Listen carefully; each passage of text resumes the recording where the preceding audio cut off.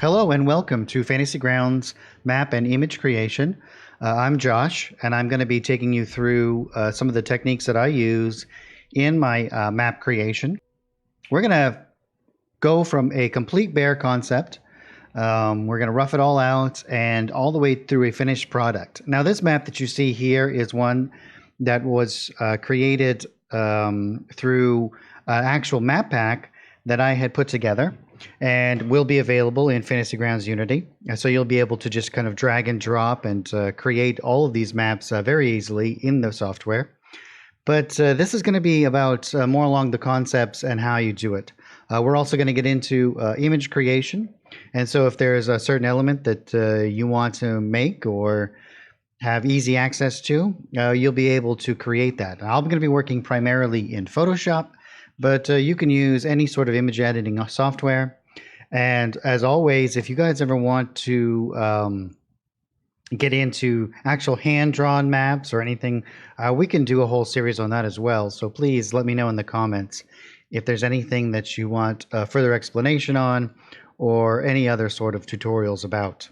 But to start off with our first video here, we're just going to be talking a little bit about the concepts and getting into the kind of workflow that we want to do. And we're going to make a similar map to this. It's not going to be exactly like this, but I wanted to give you a preview how it's going to kind of end up looking like and where we're going to be going from there.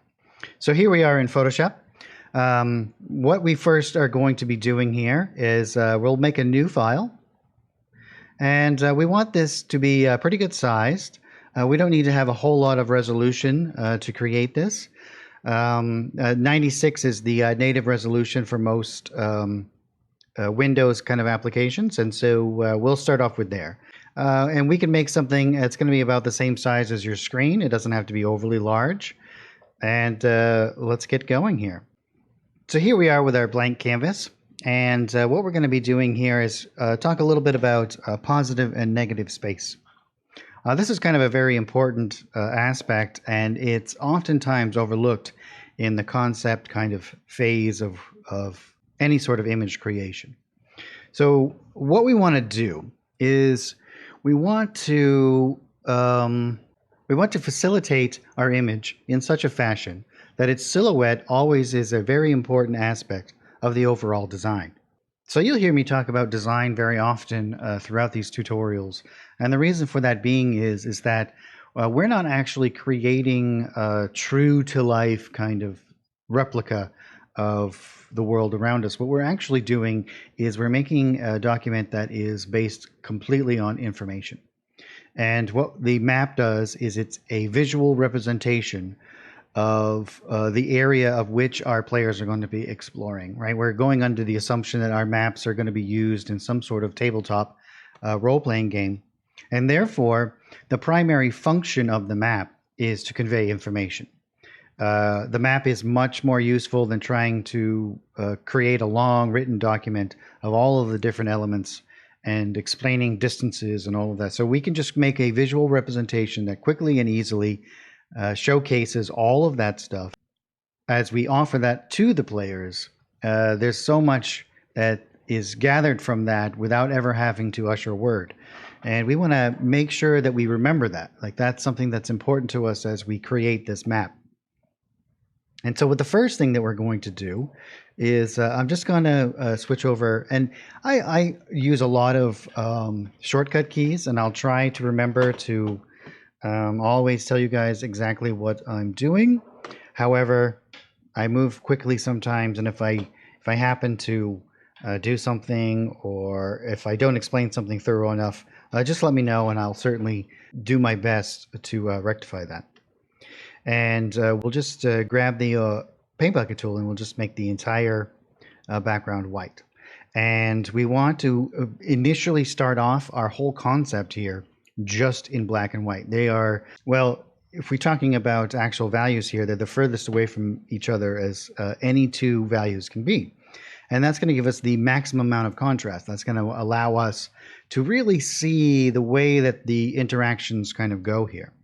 And we're making a regional map, and so therefore our positive and negative space is going to be land and water. It doesn't really matter which one we make black or which one we make white, because we're using that contrast between the two to see what we're actually trying to put together here. We're going to do like a kind of central land mass, and we might do some islands around it, but that's our main concept, right? We're going to do like a continent. Also, in these tutorials, I'm going to be doing everything just with a mouse. So everything that I do requires very little artistic kind of skill. It just requires a little bit of patience and know-how. I want to make sure that everything that I do and everything that I present to you guys is easily repeatable. You can replicate everything that's created here with a large margin of success. And so you'll see that oftentimes I will use simple shapes that I then change into other things as we progress. And what I'm going to do is I'm just going to make sure that I have a hard round brush selected. And quickly switch between your brush and your eraser. It's just the B and the E keys on your keyboard. We make sure that we have black selected. We're going to make a new layer. That's Control-Shift-N. And I'm going to make the brush rather large. We use our bracket keys to increase and decrease the size of our brush or eraser or some of the other tools as well. We don't really want to go outside of the canvas quite yet. We might want to later on and lead it into some other areas, but for now we're going to keep it right in the middle here. And I'm just going to make a black dot. We want to make sure that we have about the same amount of dark and light. And this is one of the reasons why I oftentimes start off just with a black silhouette and with the white around it. And this will really help me get a good balance between all of the different elements. Now, this isn't always going to be the case when you're creating certain maps. Sometimes they will dictate that there will be more or less of a particular type of element, but we'll get into that as we move along.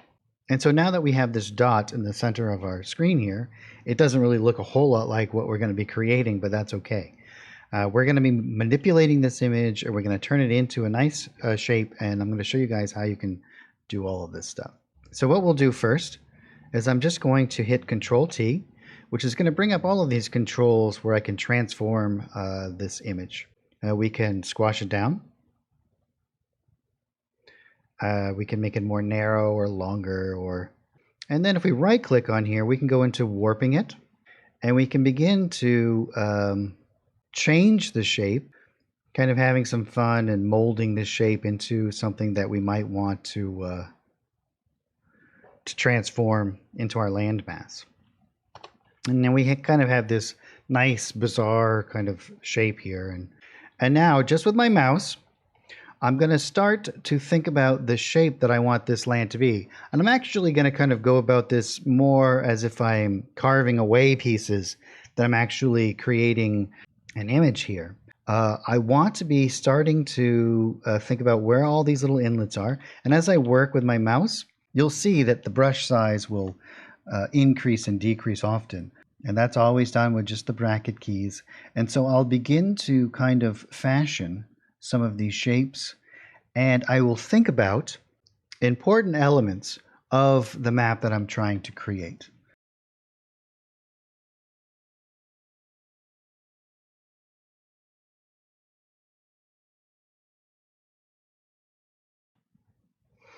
And so what I'm going to do is I'm just going to kind of move around it, move around the entire image, and we don't want to get too involved quite yet. We're just sculpting out the rough image. You know, maybe we wanted to do like a large inlet over here, because we want to maintain that balance, right? We want to make sure, and we'll adjust the image as we go. We want to make sure that we are staying true to that positive and negative balance. We want our land mass to take up about as much room as our water.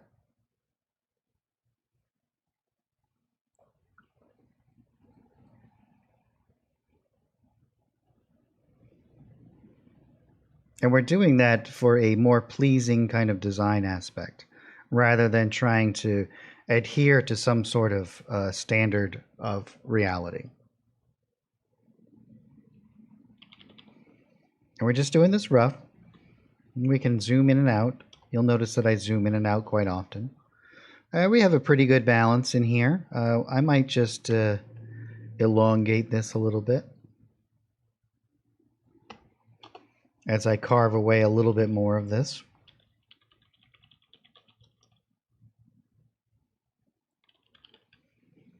And now, as we finish this up, I'm going to show you some fun stuff.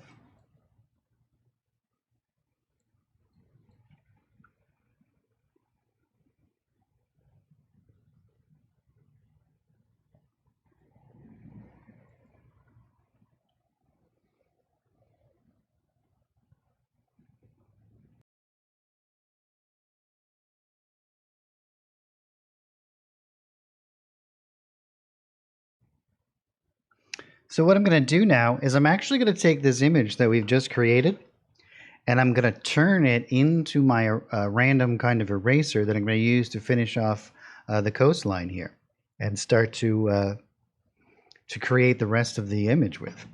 So as I have this shape, and by doing it this way, we constantly ensure that each time that we make a new map, if we so desire, we can make it have a more unique and kind of interesting random value to it.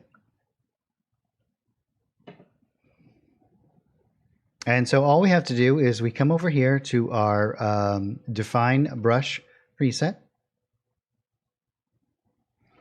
And we can take this as a, as you can see, it just instantly kind of creates it. It's going to be rather large, but that's okay. And we're going to call this, let's just call this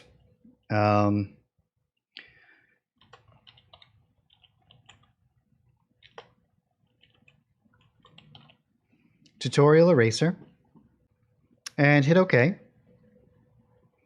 And you can see that our brush has now turned into this. We had already our eraser selected, and so here it is. Now what we're going to do is going to go into some of our brush settings, and we're going to change some of these parameters. We're going to increase our spacing, and what that does is just how many times it produces the image if we were to drag it along. And so that looks pretty good. We want to make sure that they overlap a little bit, but not too much. The next thing we're going to go into is our shape dynamics. We're going to make sure we click it to turn it on. And we want our size jitter to also be implemented here. And what that does is as we move around, it's also going to change the size of it randomly. We want to change our angle as well. And so we want to kind of randomly create different angles. And we might even want a little bit of roundness. And you can see there's a little bit of spacing in here, and that's okay. If that ends up being a problem, we can adjust that later back in our spacing here. And the last thing that we're going to add in here is we're going to add in some scattering. And what that does is, just as it sounds, it kind of puts a randomness off from that center line. And we could even do it on both axes if we so desired, but let's just keep it here for now. Now I'm going to shrink my brush size down here, my eraser size. And for this, I'm going to zoom in a little bit. And so the easy way to do that is if you hold down Alt, your mouse wheel becomes a zoom in and out. And with pencil mode still selected, what we can see here is we start to get some nice little random ins and outs as I go around.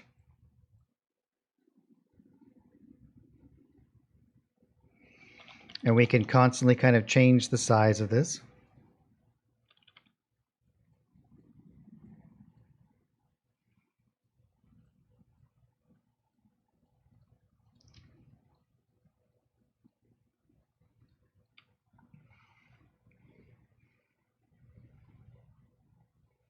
And we're just going to go around, and I'm going to increase the size of this a bit so we get some of these other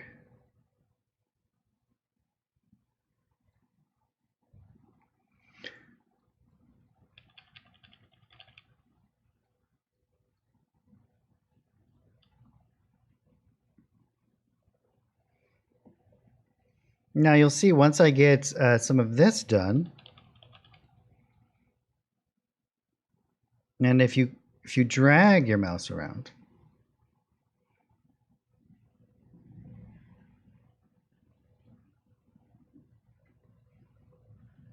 start to create these little inlets.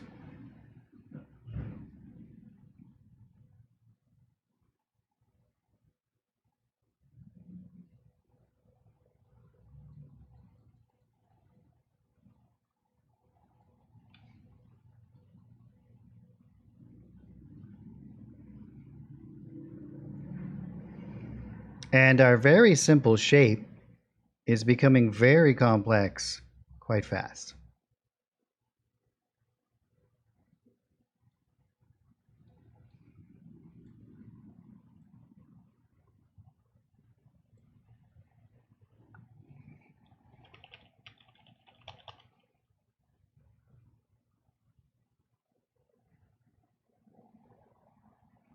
And if things aren't quite working the way you want them to, you can always undo it or change some of the parameters of your brush a little bit.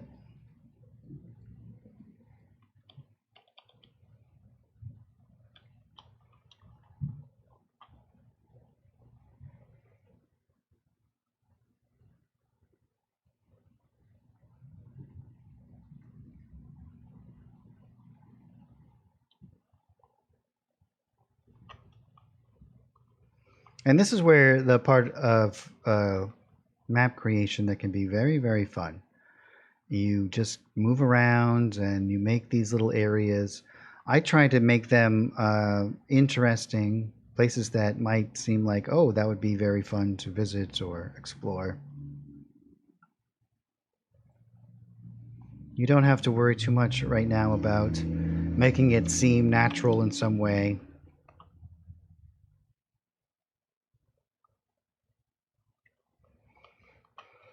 And you can even update what you're using as your landmass changes here. Get rid of some of these flat areas.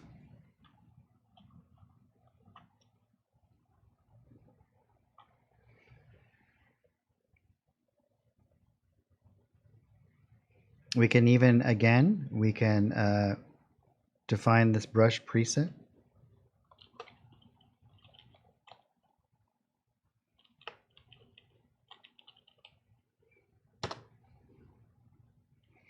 And some of these larger areas we can now use.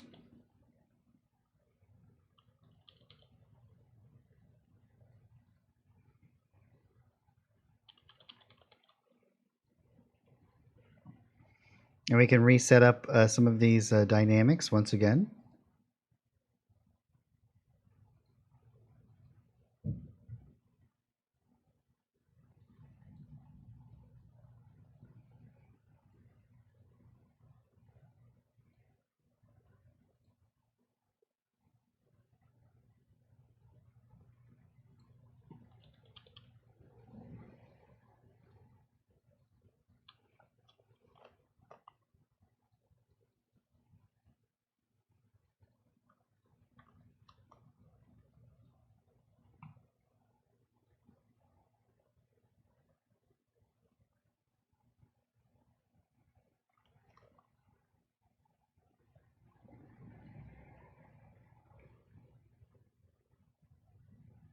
In some areas you can leave more or less kind of refined,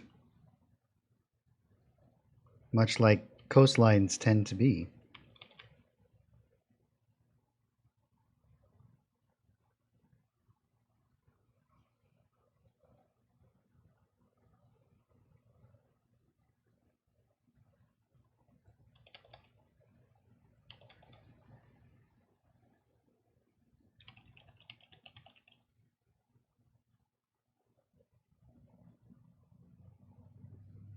And once we have our pretty good layout kind of set in motion here,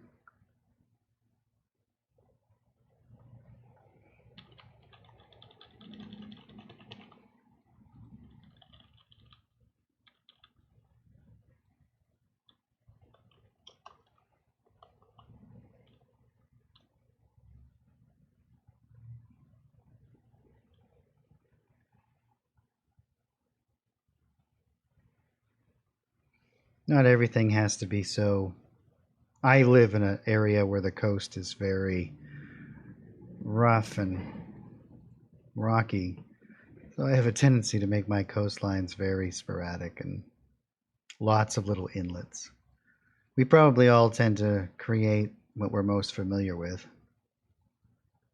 And I'm just moving my mouse around now and just clicking every once in a while. Further kind of exacerbate the random functionality of it. So with our very basic kind of shape here, now you can see we still maintained a pretty good balance between black and white.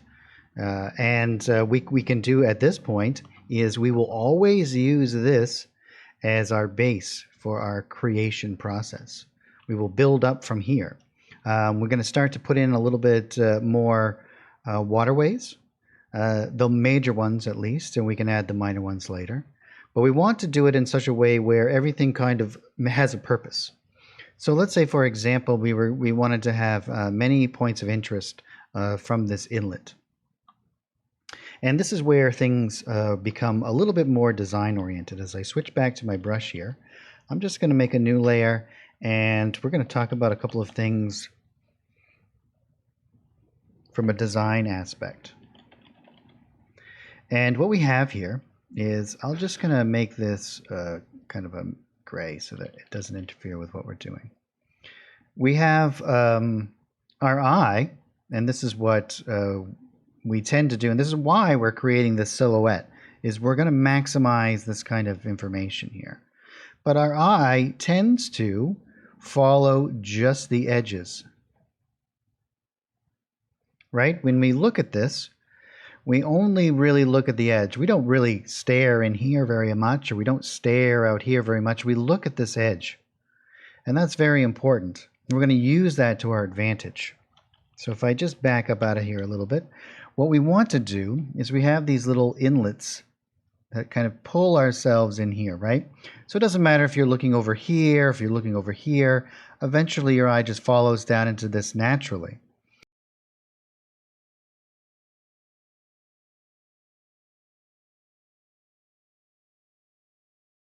We're going to use that to continue pull your eye through this area and up to all of the points of interest that we want our players to kind of discover naturally. We don't need to do that in a way that is abrupt, or we don't need to do that in a way that's overly necessary or narrative. So that way we can do this, and it is almost subliminal in nature.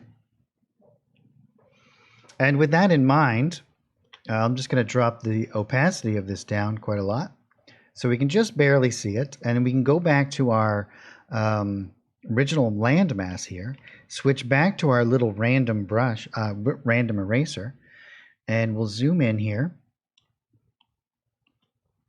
And we'll pull this in. I'm going to kind of follow this line that I made. I want to create some I'm going to make some islands here. Oftentimes at the mouth of a large river, you'll find some islands. So we're going to do that. And we're just going to pull this in. Now, it doesn't have to be completely tapered. You can have little things that come off, little areas that widen and narrow. You can also have other rivers that come off, and this might spill into the sea or come from the sea. I'm just constantly picking it up, making my eraser a little bit smaller.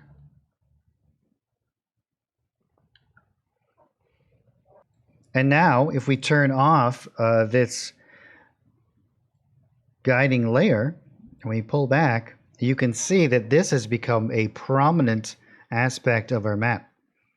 We instantly kind of follow this and look there. And we can create other ones as well, but we want them to all lead to this area of which we're going to put most of our interesting ideas. And as we create our landmass, as this tutorial moves along, you'll be able to see how this all comes together. And why don't we do that in a couple of other areas? And I want to make sure that I'm always trying to lead into this area, right? So if I come over here and let's say I'm going to make another little river in here.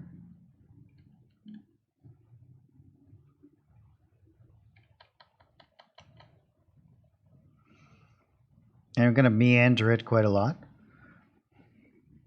So a river that meanders is older. Rivers that are straighter are younger. So we can also portray a lot of information about the age of the landmass by the type of mountains we put in and all sorts of interesting things. Now we're assuming that this is like the size of a continent, and so these would be extremely major large rivers here. It might even come all the way across and divide our landmass here.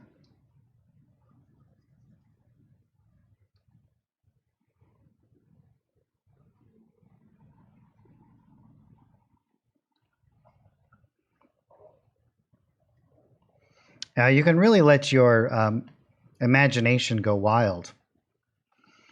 Create some smaller little ones as they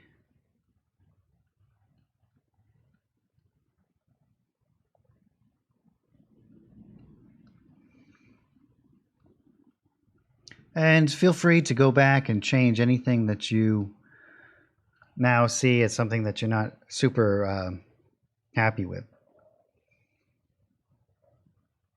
One of the things that I would be careful with is if you get shapes that are repeating or that kind of thing. Why don't we bring this out a little bit more too?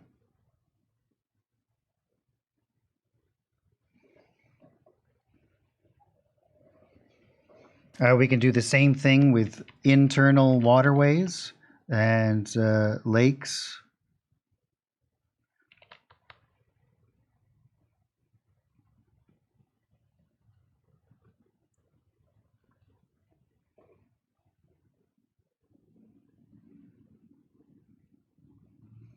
Might be a large lake system.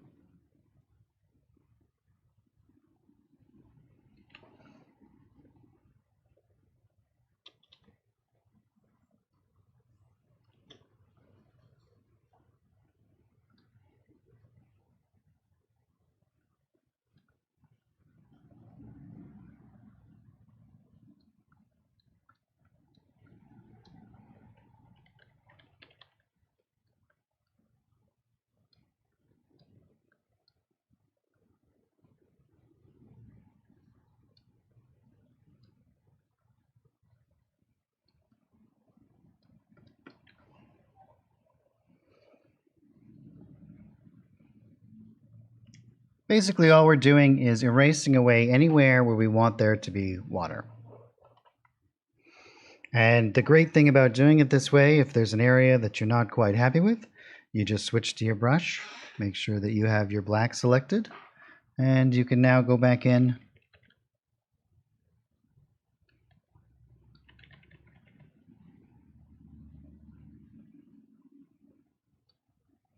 if you want to. Probably it would be a good idea to maintain that kind of pixel perfect edge, and so we'll switch over to our pencil tool here. And oftentimes that give and take of going back and forth between your eraser and your brush really enables you to manipulate the landscape to create anything that you really want to do. So here is our basic kind of concept that we're going to be building off of. Next time, we're going to start to build it up to that original image that I had shown you. We're going to go through all of the different aspects of doing that, from creating your own seamless textures that you can layer on top of it, putting together your color palette, and maintaining some sort of image continuity between the entire process. We're going to go over water, water turbulence. We're going to do all of that stuff, and I hope you guys enjoy the first tutorial here. The next one will be coming up shortly, and I can't wait to see the maps that you guys create with some of these tutorials, and as well as inside Fantasy Grounds once Unity is released. And that's what we'll be doing with the tutorial after it's released. We're going to actually move into Fantasy Grounds Unity, and we'll be doing a lot of the same kind of stuff inside there. And make sure that any sort of questions that you have, leave in the comments below. And thank you all.